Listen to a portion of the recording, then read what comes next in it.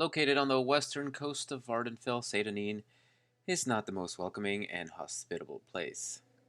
Indeed, this area is known as the Bitter Coast for a reason. Life is hard here.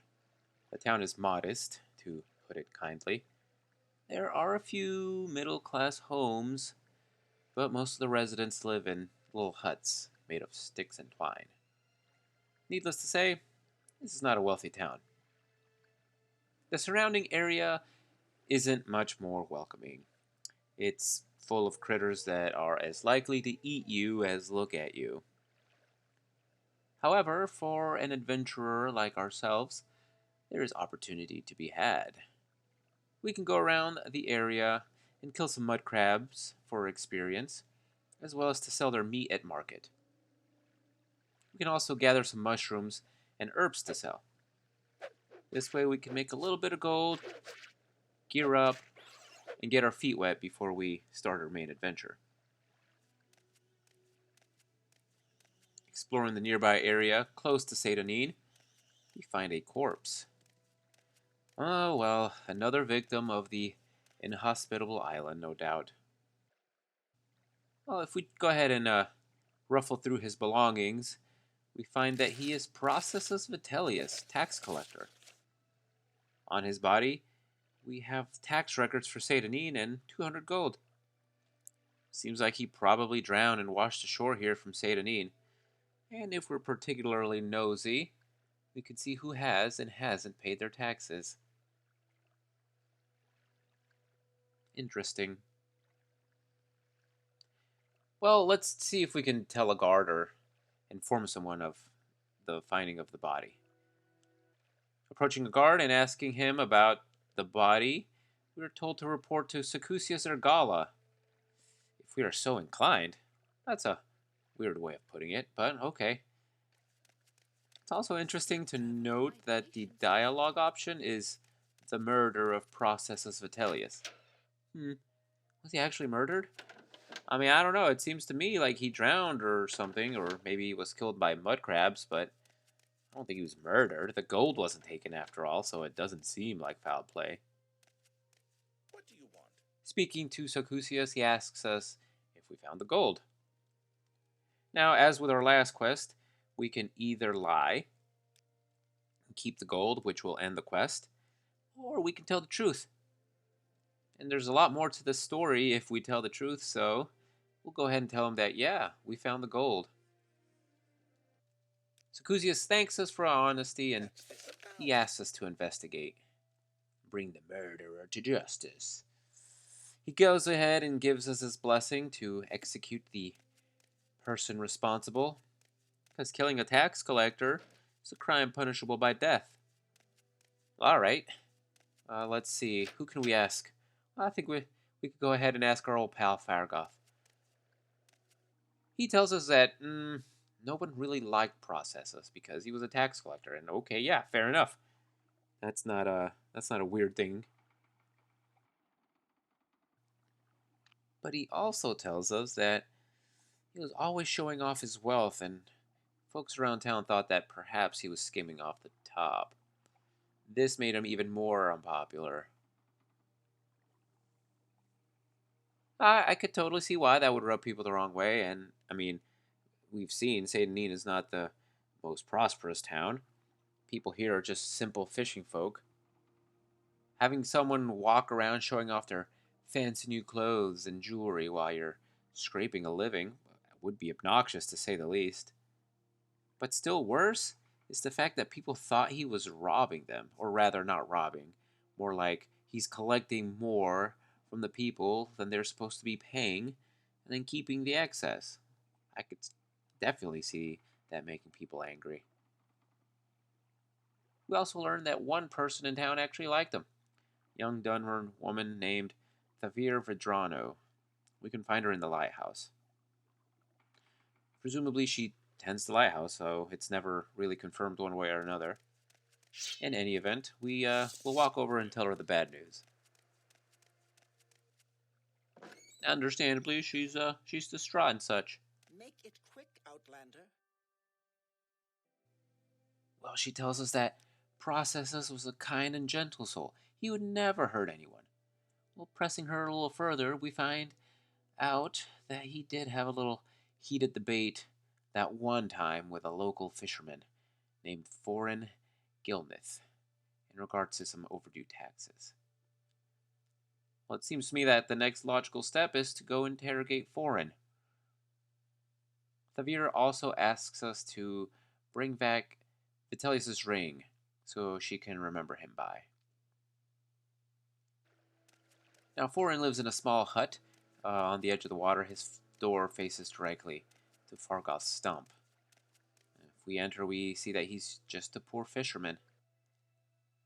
Now, if we ask him about it, he immediately confesses to the murder. He tells us that Processus was robbing the people of the town by overcollecting and then flaunting its wealth. Well, decision time. Now, we can either say we believe him and let him go, or we can say that even if Processus was collecting more than he was supposed to, that's not a defense against murder, especially premeditated murder, as this one was. The most evils of all murders. If we tell him we cannot abide murderers, he tells us he will gladly take down another of the Empire's lackeys, and he's not going down without a fight.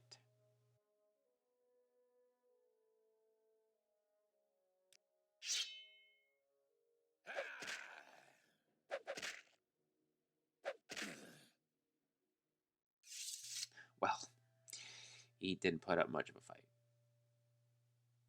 Additionally, on his body, we do indeed find the ring. Now, the first thing we need to go do is return to the Census and Excise office where we can report our success to Sacusius and tell him we've solved the mystery. He gives us a generous 500 septums as a reward. So if we lie to him, we keep 200. If we tell him the truth, he gives us 300 as a reward. So again, telling the truth ends up being a better deal in the long run. The last thing we need to do is go back to the lighthouse and tell poor Thaver that we found and recovered Processus Vitellius' ring. Make it quick, Outlander. We return it to her, and she gives us 2 potions of health restoration as a reward. Not a bad reward at all, as the trip to Balmora may prove to be a difficult one. Now here, of course, is a very interesting little quest that brings to light one of the overarching themes of the game, which is the distrust and dislike of the Empire by the natives of Vardenfell. You see, Morrowind and the Empire have a very uneasy alliance. The in-game history tells us that Morrowind is in a very particularly interesting position. You see, they are part of the Empire, of course, but they have a different status, if you will, than the rest of the provinces. They are allowed to worship their own gods, for example, the tribunal, and they are allowed to continue some of the social practices that have been banned in other regions. And chief among these is slavery. Slavery is banned in the rest of the Empire, but it's not just practiced in Morrowind, it is openly supported in Morrowind. It's what keeps the economy of Morrowind going. Nowhere else is slavery allowed, only in Morrowind. It's part of the deal that the tribunal made with the Empire when they first became a province so long ago. Now, current day, some of the local Dunmer population is not happy with the Imperials, and they openly look to undermine the Empire's laws and traditions. Here's a very good example of this. A local Dunmer murders an Imperial officer without as much as a second thought. He even brags about it. Now, this may be a reach on my part in terms of like what the game is actually offering in terms of story, but it just seems to me like he doesn't respect or even acknowledge the authority of the Empire. And I wonder how many other people feel exactly the same way as him. And I wonder if he would have reacted the same way if the tax collector had been a Dunmer instead of an Imperial. I think it's also interesting to speculate as to whether or not Vitellius was actually skimming off the top. Well, we know he wasn't very popular, and everyone we speak with tells us as much. Even the guard, when we first told him we found the body, he told us if we felt so inclined, we could report the murder. That does not sound like something a guard would tell us. You know, a law enforcement officer that's not what somebody would say if you're telling them that you found the body, you know. We're also told he flaunted his wealth, and we saw he had some nice clothes on him. Nobody else in town seems to be dressed as nice as him. Some people thought he was stealing from the poor residents of the town. It's quite likely that he might have been skimming off the top. I could totally see that. Now, that doesn't excuse his murder, though. Self defense is one thing, but killing someone because he was corrupt is a different thing altogether. I think, in my view, I would have looked at Foreign completely different if he had gone through the proper steps. Hey, I think this guy's skimming off the top. Reporting it to the local authorities.